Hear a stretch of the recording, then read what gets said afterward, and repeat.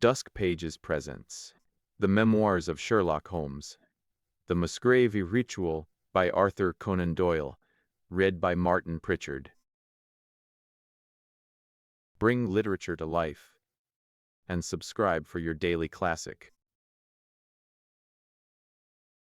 An anomaly often struck me in the character of a friend Sherlock Holmes was that, although in his methods of thought he was the neatest and most methodical of mankind, and although also he affected a certain quiet primness of dress, he was none the less in his personal habits one of the most untidy men that ever drove a fellow lodger to distraction.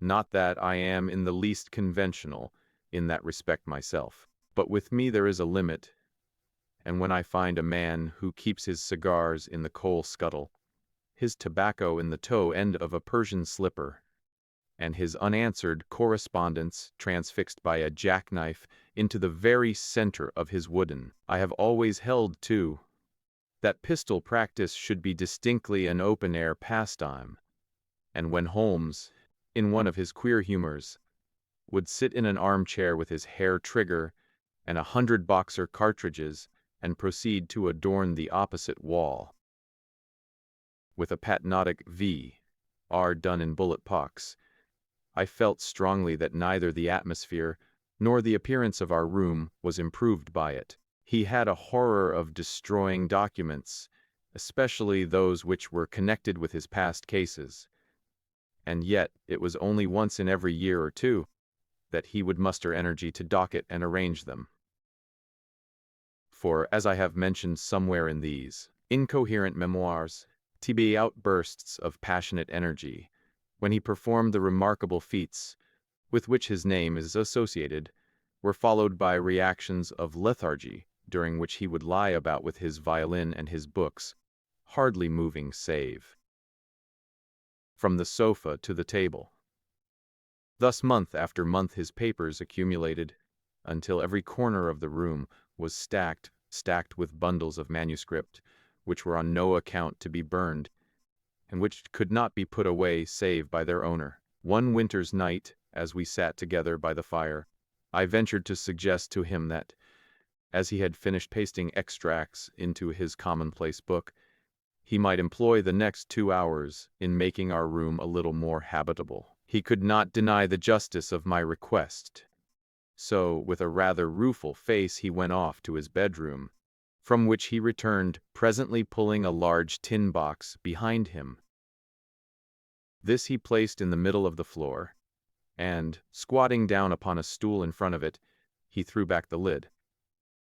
I could see that it was already a third full of bundles of paper tied up with red tape into separate packages. "There are cases enough here, Watson," said he, looking at me with mischievous eyes.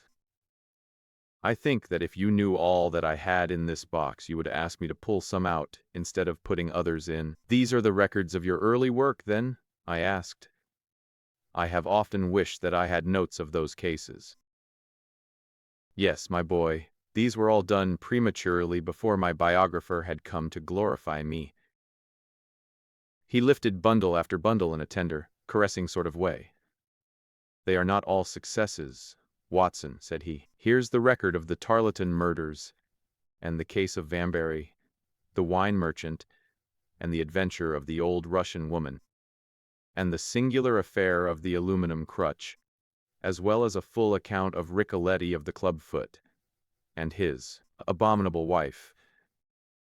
And now, this really is something a little recherche." He dived his arm down to the bottom of the chest, and brought up a small wooden box with a sliding lid such as children's toys are kept in. From within he produced a crumpled piece of paper, an old-fashioned brass key, a peg of wood with a ball of string attached to it, and 3 rusty old discs of metal. "Well, my boy, what do you make of this lot?" Smiling at my expression. "It is a curious collection, very curious, and the story that hangs round it will strike you as being more curious still." "These relics have a history, then?" "So much so that they are history." "What do you mean?" Sherlock Holmes picked them up, one by one, and laid them along the edge of the table. Then he reseated himself in his chair and looked them over with a gleam of satisfaction in his eyes.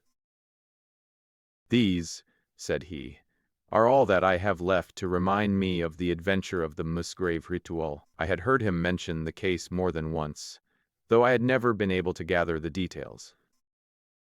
"I should be so glad," said I, "if you would give me an account of it, and leave the litter as it is."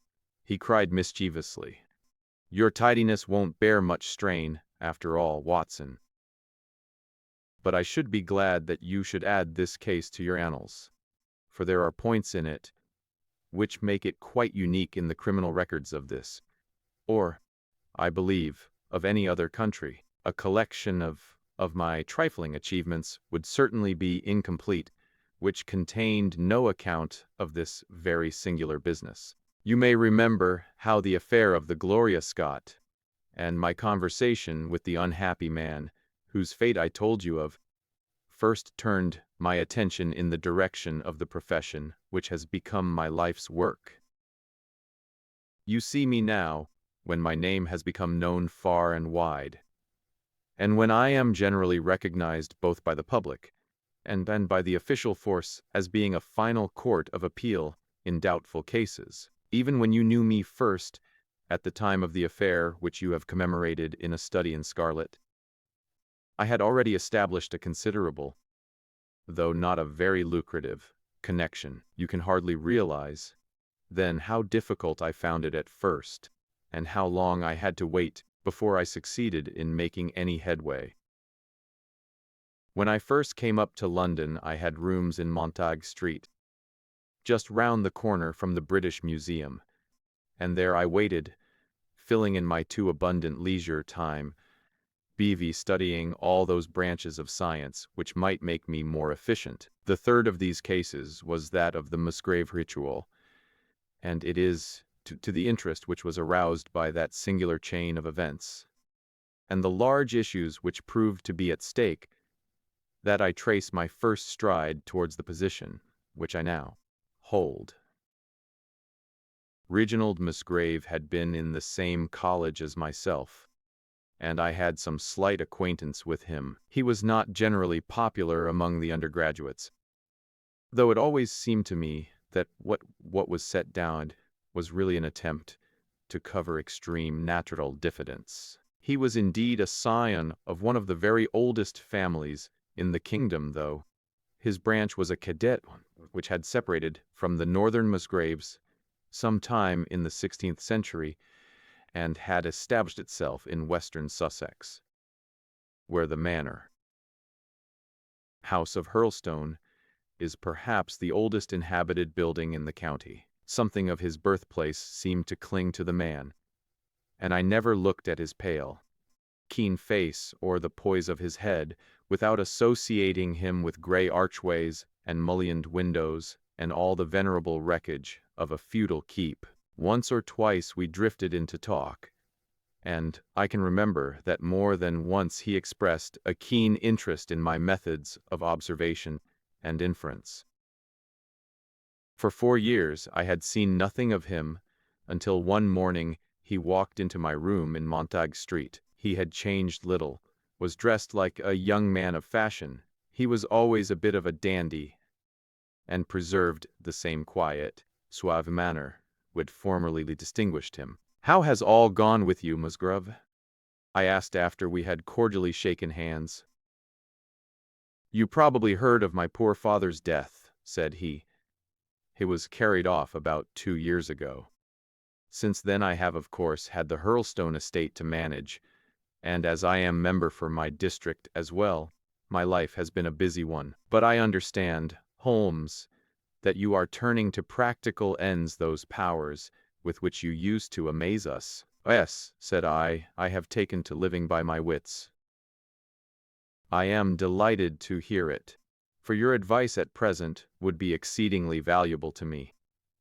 We have had some very strange at Hurlstone, and the police have been able to throw no light upon the matter. It is really the most extraordinary and inexplicable business. You can imagine with what eagerness I listened to him, Watson, for the very chance for which I had been panting during all those months of inaction seemed to have come within my reach. In my inmost heart, I believed that I could succeed where others failed, and now I had the opportunity to test myself. "Pray let me have the details," I cried. Reginald Musgrave sat down opposite to me and lit the cigarette which I had pushed towards him. "You must know," said he, "that though I am a bachelor, I have to keep up a considerable staff of servants at Hurlstone, for it is a rambling old place, and takes a good deal of looking after. I preserve, too, and in the pheasant months I usually have a house party, so that it would not do to be short-handed. Altogether there are 8 maids, the cook, the butler, 2 footmen, and a boy. The garden and the stables, of course, have a separate staff. Of these servants, the one who had been longest in our service was Brunton, the butler. He was a young schoolmaster out of place when he was first taken up by my father. But he was a man of great energy and character, and he soon became quite invaluable in the household, with his personal advantages and his extraordinary gifts. For he can speak several languages and play nearly every musical instrument. It is wonderful that he should have been satisfied so long in such a position, but I suppose that he was comfortable and lacked energy to make any change. The butler of Hurlstone is always a thing that is remembered by all who visit us. But this paragon has one fault. He is a bit of a Don Juan, and you can imagine that for a man like him it is not a very difficult part to play in a quiet country district. When he was married it was all right, but since he has been a widower, we have had no end of trouble with him. A few months ago we were in hopes that he was about to settle down again, for he became engaged to Rachel Howells, our second housemaid. But he has thrown her over since then, and taken up with Janet Tregellis, the daughter of the head gamekeeper. Rachel, who is a very good girl, but of an excitable Welsh temperament, had a sharp touch of brain fever, and goes about the house now, or did until yesterday, like a black-eyed shadow of her former self. That was our first drama at Hurlstone, but a second one came to drive it from our minds, and it was prefaced by the disgrace and dismissal of Butler Brunton. This was how it came about. I have said that the man was intelligent, and this very intelligence has caused his ruin, for it's to have led to an insatiable curiosity which did not in the least concern him. I had no idea of the lengths to which this would carry him until the merest accident opened my eyes to it. I have said that the house is a rambling one. One day last week, on Thursday night, to be more exact, I found that I could not sleep, having foolishly taken a cup of strong café noir after my dinner. After struggling against it until 2 in the morning, I felt that it was quite hopeless. So I rose and lit the candle with the intention of continuing a novel which I was reading. The book, however, had been left in the billiard room. I pulled on my dressing gown and started off to get it. In order to reach the billiard room, I had to descend a flight of stairs and then to cross the head of a passage which led to the library and the gun room. You can imagine my surprise when, as I looked down this corridor, I saw a glimmer of light coming from the open door of the library. I had myself extinguished the lamp and closed the door before coming to bed. Naturally, my first thought was of burglar. The corridors at Hurlstone have their walls largely decorated with trophies of old weapons. From one of these I picked a battle axe, and then, leaving my candle behind me, I crept on tiptoe down the passage and peeped in at the open door. Brunton, the butler, was in the library. He was sitting fully dressed, in an easy chair, with a slip of paper which looked like a map upon his knee, and his forehead forward upon his hand in deep thought. I stood dumb with astonishment, watching him from the darkness. A small taper on the edge of the table shed a feeble light, which sufficed to show me that he was fully dressed. Suddenly, as I looked, he rose from his chair, and walking over to a bureau at the side, he unlocked it and drew out one of the drawers. From this he took a paper, and returning to his seat, he flattened it out beside the taper on the edge of the table, and began to study it with minute attention. My indignation at this calm examination of our family documents overcame me so far that I took a step forward, and Brunton, looking up, saw me standing in the doorway. He sprang to his feet, his face turned livid with fear, and he thrust into his breast the chart-like paper which he had been originally studying. "So," said I, "this is how you repay the trust which we have reposed in you. You will leave my service tomorrow." He bowed with the look of a man who is utterly crushed, and slunk past me without a word. The taper was still on the table, and by its light I glanced to see what the paper was which Brunton had taken from the bureau. It is a sort of ceremony peculiar to our family, which each Musgrave for centuries past has gone through on his coming of age, a thing of private interest, and perhaps of some little importance to the archaeologist, like our own blazonings and charges, but of no practical use whatever. "We had better come back to the paper afterwards," said I, "if you think it really necessary," he answered with some hesitation. To continue my statement, however, I relocked the bureau, using the key which Brunton had left, and I had turned to go when I was surprised to find that the butler had returned and was standing before me. "Mr. Musgrave, sir," he cried in a voice which was hoarse with emotion. "I can't bear disgrace, sir. I've always been proud above my station in life, and disgrace would kill me. My blood will be on your head, sir. It will indeed, if you drive me to despair. If you cannot keep me after what has passed, then for God's sake let me give you notice and leave in a month, as if of my own free will. I could stand that, Mr. Musgrave, but not to be cast out before all the folk that I know so well." "You don't deserve much consideration, Brunton," I answered. "Your conduct has been most infamous. However, as you have been a long time in the family, I have known public disgrace upon you. A month, however, is too long. Take yourself away in a week, and give what reason you like for going." "Only a week, sir?" he cried in a despairing voice. "A fortnight. Say at least a fortnight." "A week," I repeated, "and you may consider yourself to have been very leniently dealt with." He crept away, his face sunk upon his breast, like a broken man, while I put out the light and returned to my room. For 2 days after this Brunton was most assiduous in his attention to his duties. I made no allusion to what had passed, and waited with some curiosity to see how he would cover his disgrace. On the 3rd morning, however, he did not appear, as was his custom, after breakfast to receive my instructions for the day. As I left the dining room, I happened to meet Rachel Howells, the maid. I have told you that she had only recently recovered from an illness, and was looking so wretchedly pale and wan that I remonstrated with her for being at work. "You should be in bed," I said. "Come back to your duties when you are stronger." She looked at me with so strange an expression that I began to suspect that her brain was affected. "I am strong enough, Mr. Musgrave," said she. We will see what the doctor says," I answered. "You must stop work now, and when you go downstairs, just say that I wish to see Brunton." "The butler is gone," said she. "Gone where?" "He is gone. No one has seen him. He is not in his room."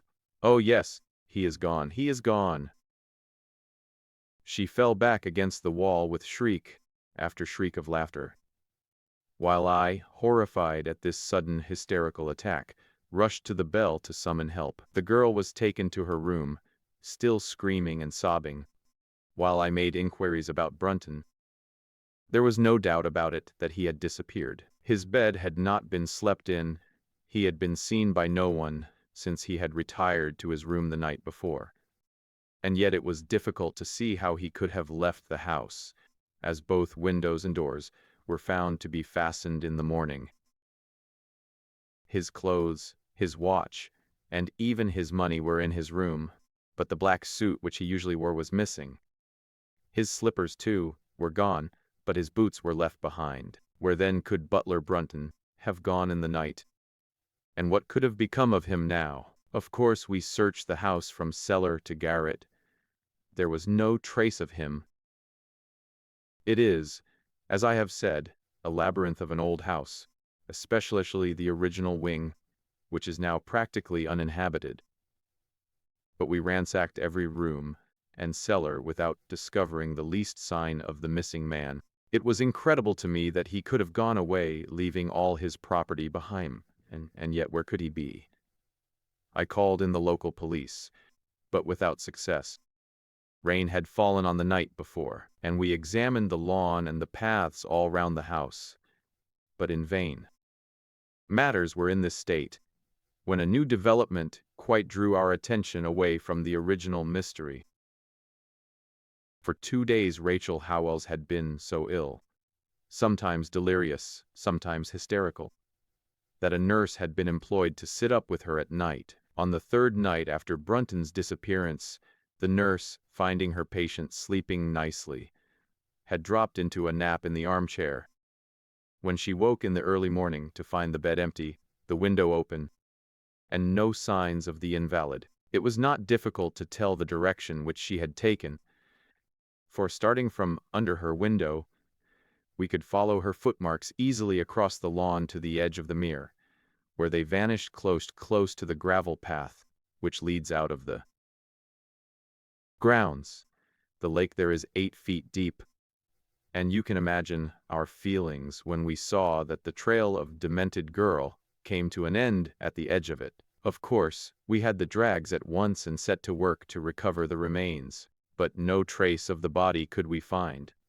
On the other hand, we brought to the surface an object of a most unexpected kind. It was a linen bag, which contained within it a mass of old rusted and discolored metal, and several dull-colored pieces of pebble or glass.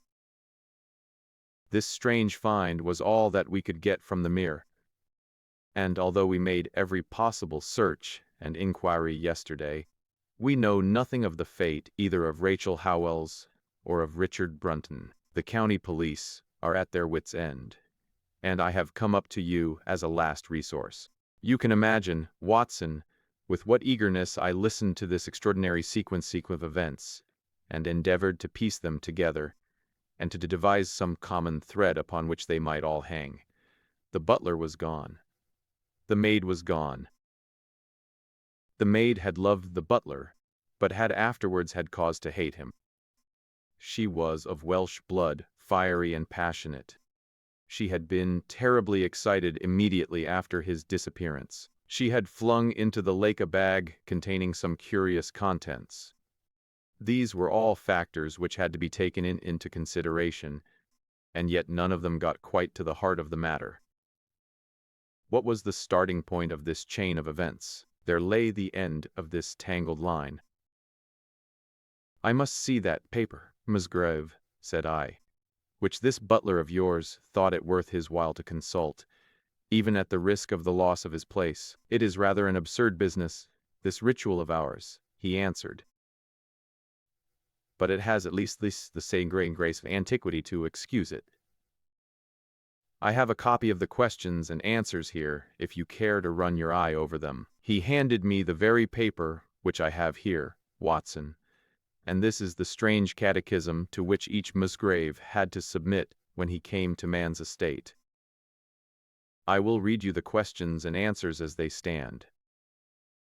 Whose was it? His who is gone. Who shall have it? He who will come. Where was the sun? Over the oak. Where was the shadow? Under the elm. How was it stepped?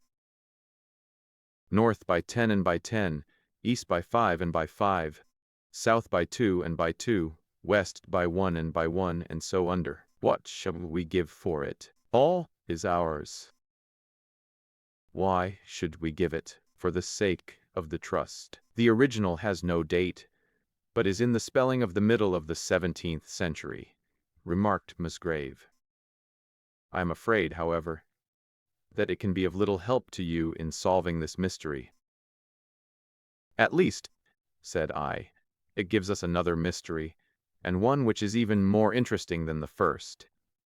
It may be that the solution of the one may prove to be the solution of the other. You will excuse me, Musgrave, if I say that your butler appears to me to have been a very clever man, and to have had a clearer insight than 10 generations of his masters. I hardly follow you, said Musgrave. The paper seems to me of no practical importance. But to me it seems immensely practical, and I fancy that Brunton took the same view. He had probably seen it before that night on which you caught him. It is very possible. We took no pains to hide it. He simply wished, I should imagine, to refresh his memory upon that last occasion.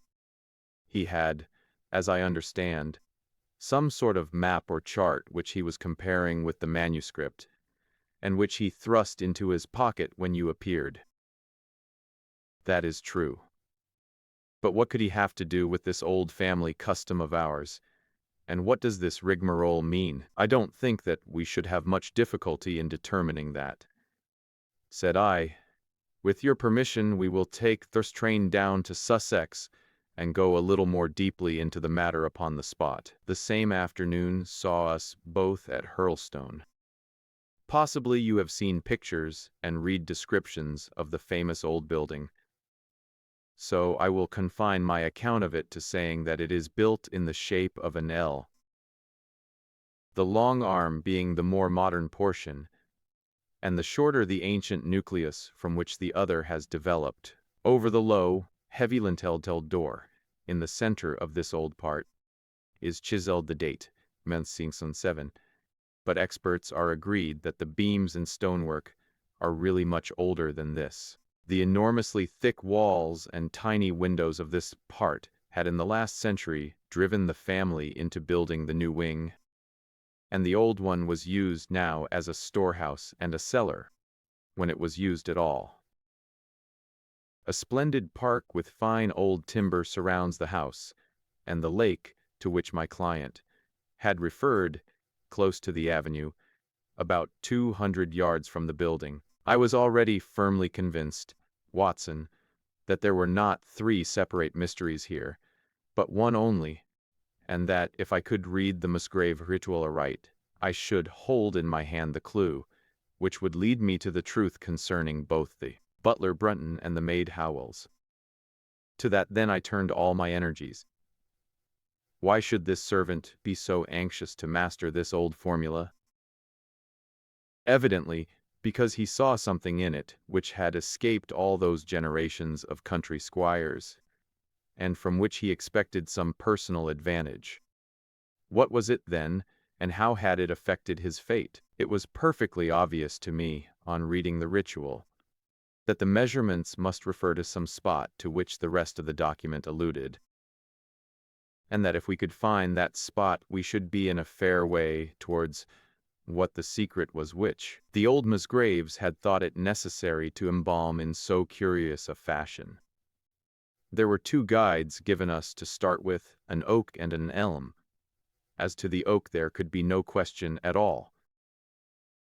Right in front of the house, upon the left-hand side of the drive, there stood a patriarch among oaks, one of the most magnificent trees that I have ever seen. That was there when your ritual was drawn up, said I as we drove past it. It was there at the Norman Conquest in all probability, he answered. It has a girth of 23 feet. Here was one of my fixed points secured. Have you any old elms? I asked. There used to be a very old one over yonder, but it was struck by lightning 10 years ago, and we cut down the stump. You can see where it used to be. Oh, yes, there are no other elms? No old ones, but plenty of beeches. You should like to see. It grew. We had driven up in a dog cart, and my client led me away at once, without our entering the house, to the scar on the lawn where the elm had stood. It was nearly midway between the oak and the house. My investigation seemed to be progressing. You suppose it is impossible to find out how high the elm was? I asked. I can give you it at once, since it was 64 feet. How do you come to know it? I asked in surprise. When my old tutor used to give me an exercise in trigonometry, it always took the shape of measuring heights. When I was a lad, I worked out every tree and building in the estate. This was an unexpected piece of luck. My data were coming more quickly than I could have reasonably hoped. Tell me, I asked, did your butler ever ask you such a question? Reginald Musgrave looked at me in astonishment. Now that you call it to my mind, he answered, Brunton did ask me of the height of the tree some months ago in connection with some little argument with the groom. This was excellent news, Watson, for it showed me that I was on the right road. I looked up at the sun. It was low in the heavens, and I calculated that in less than an hour it would lie just above the topmost branches of the old oak. One condition mentioned in the ritual would then be fulfilled, and the shadow of the elm must mean the farther end of the shadow. Otherwise the trunk would have been chosen as the guide. I had to find where the far end of the shadow would fall when the sun was just clear of the oak. That must have been difficult, Holmes, when the elm was no longer there. Well, at least I knew that if Brunton could do it, I could also. Besides, there was no real difficulty. I went with Musgrave to his study and whittled myself this peg, to which I tied this long string with a knot at each yard. Then I took 2 lengths of a fishing rod, which came to just 6 feet, and I went back with my client to where the elm had been. The sun was just grazing the top of the oak. I fastened the rod on end, marked out the direction of the shadow, and measured it. It was 9 feet in length. Of course, the calculation now was a simple one. If a rod of 6 feet threw a shadow of 9, a tree of 64 feet would throw one of 96. And the line of the one would, of course, be the line of the other. I measured out the distance, which brought me almost to the wall of the house, and I thrust a peg into the spot. You can imagine my exultation, Watson, when within 2 inches of my peg, I saw a conical depression in the ground. I knew that it was the mark made by Brunton in his measurements, and that I was still upon his trail. From this starting point I proceeded to step, having first taken the cardinal points by my pocket compass. 10 steps with each foot took me along parallel with the wall of the house, and again I marked my spot with a peg. Then I carefully paced off 5 to the east and 2 to the south. It brought me to the very threshold of the old door. 2 steps to the west meant now I was 2 paces down the stone-flagged passage, and this was the place indicated by the ritual. Never have I felt such a cold chill of disappointment, Watson. For a moment it seemed to me that there must be some radical mistake in my calculations. The setting sun shone full upon the passage floor, and I could see that the old, foot-worn gray stones with which it was paved were firmly cemented together, and had certainly not been moved for many a long year. Brunton had not been at work here. I tapped upon the floor, but it sounded the same all over, and there was no sign of any crack or crevice. But, fortunately, Musgrave, who had begun to appreciate the meaning of my proceedings, and who was now as excited as myself, took out his manuscript to check my calculations. "And under," he cried, "you have omitted the and under." I had thought that it meant that we were to dig, but now, of course, I saw at once that I was wrong. "There is a cellar under this, then?" I cried. "Yes, and as old as the house, down here, through this door." We went down a winding stone stair, and my companion, striking a match, lit a large lantern, which stood on a barrel in the corner. In an instant it was obvious that we had at last come upon the true place, and that we had not been the only people to visit the spot recently. It had been used for the storage of wood, but the billets, which had evidently been littered over the floor, were now piled at the sides so as to leave a clear space in the middle. In this space lay a large and heavy flagstone with a rusted iron ring in the center, to which a thick shepherd's check muffler was attached. "By Jove!" cried my client. "That's Brunton's muffler. I have seen it on him and could swear to it. What has the villain been doing here?" At my suggestion, a couple of the county police were summoned to be present, and I then endeavored to raise the stone by pulling on the cravat. I could only move it slightly, and it was with the aid of one of the constables that I succeeded at last in carrying it to one side. A black hole yawned beneath it into which we all peered, while Musgrave, kneeling at the side, pushed down the lantern. A small chamber about 7 feet deep and 4 feet square lay open to us. At one side of this was a squat, brass-bound wooden box, the lid of which was hinged upward, with this curious old-fashioned key projecting from the lock. It was furred outside by a thick layer of dust, and damp and worms had eaten through the wood, so that a crop of livid fungi was growing on the inside of it.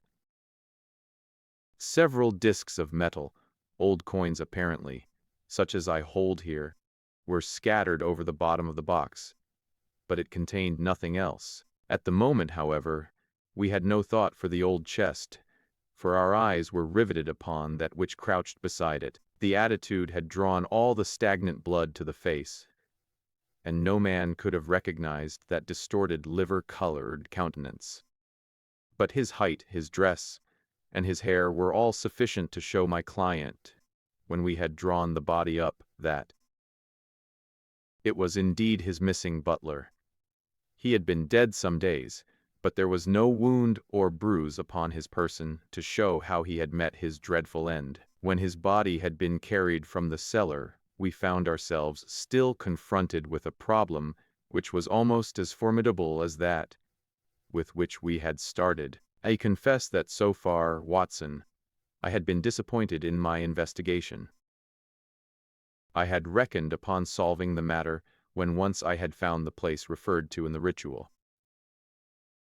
But now I was there, and was apparently as far as ever from knowing what it was which the family had concealed with such elaborate precautions. It is true that I had thrown a light upon the fate of Brunton, but now I had to ascertain how that fate had come upon him, and what part had been played in the matter by the woman who had disappeared. I sat down upon a keg in the corner, and thought the whole matter carefully over.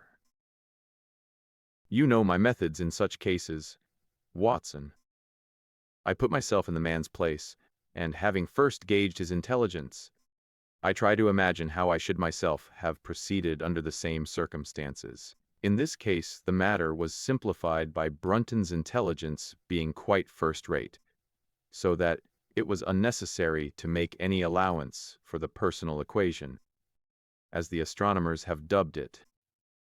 He knew that something valuable was concealed. He had spotted the place.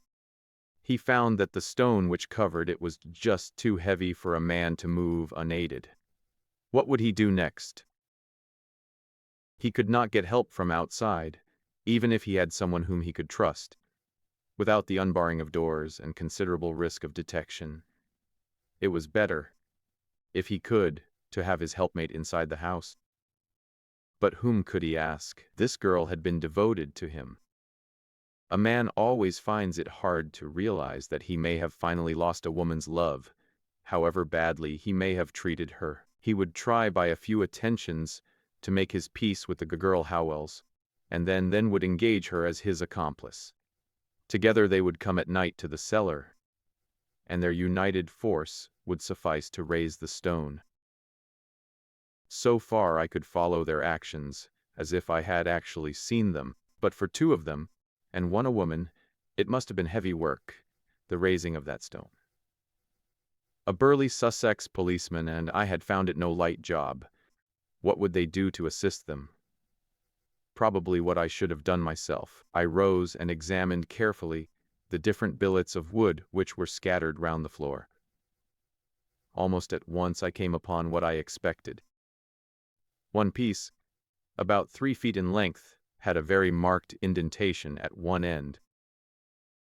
Evidently, as they had dragged the stone up, they had thrust THC chunks of wood into the chink until at last, when the opening was large enough to crawl through, they would hold it open by a billet placed lengthwise, which might very well become indented at the lower end, since the whole weight of the stone would press it down onto the edge of this other slab. So far I was still on safe ground. And now how was I to proceed to reconstruct this midnight drama? Clearly only one could fit into the hole, and that one was Brunton. The girl must have waited above. Be that as it might, I seemed to see that woman's figure still clutching her treasure trove and flying wildly up the winding stair, with her ears ringing perhaps with the muffled screams from behind her, and with the drumming of frenzied hands against the slab of stone which was choking her faithless lover's life out. Here was the secret of her blanched face, her shaken nerves, her peals of hysterical laughter on the next morning. But what had been in the box? What had she done with that? Of course, it must have been the old metal and pebbles which my client had dragged from the mere. She had thrown them in there at the first opportunity to remove the last trace of her crime. For 20 minutes I had sat motionless, thinking the matter out. Musgrave still stood with a very pale face, swinging his lantern and peering down into the hole. "These are coins of Charles I," said he, holding out the few which had been in the box. "You see, we were right in fixing our date for the ritual."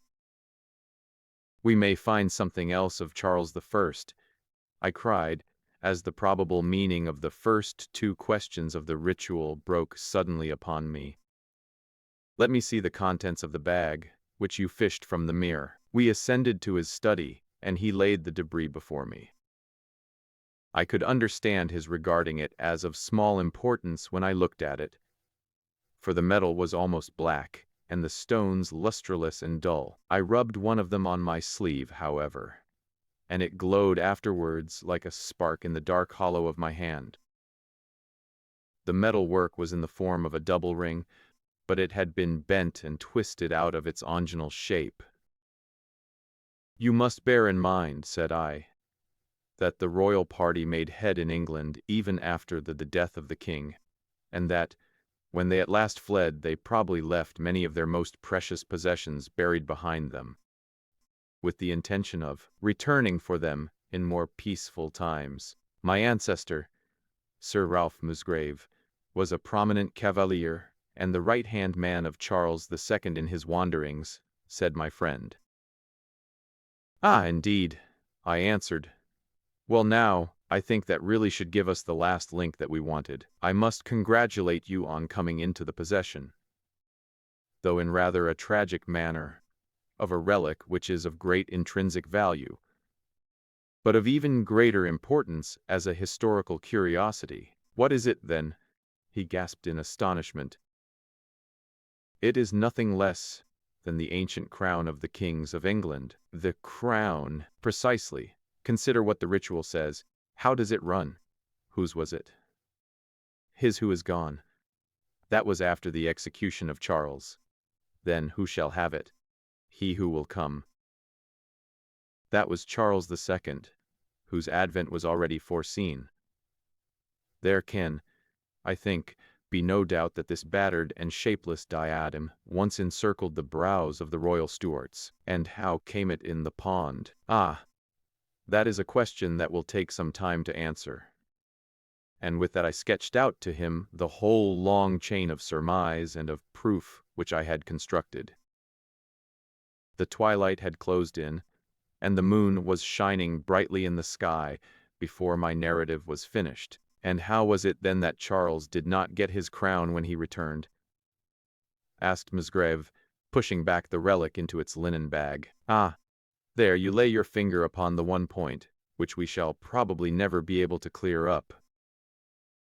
It is likely that the Musgrave who held the secret died in the interval, and by some oversight left this guide to his descendant without explaining the meaning of it. From that day to this, it has been handed down from father to son, until at last it came within reach of a man who tore its secret out of it and lost his life in the venture. And that's the story of the Musgrave Ritual, Watson. They have the crown down at Hurlstone, though they had some legal bother and a considerable sum to pay before they were allowed to retain it. I am sure that if you mentioned my name they would be happy to show it to you. Of the woman nothing was ever heard, and the probability is that she got away out of England and carried herself and the memory of her crime to some land beyond the seas.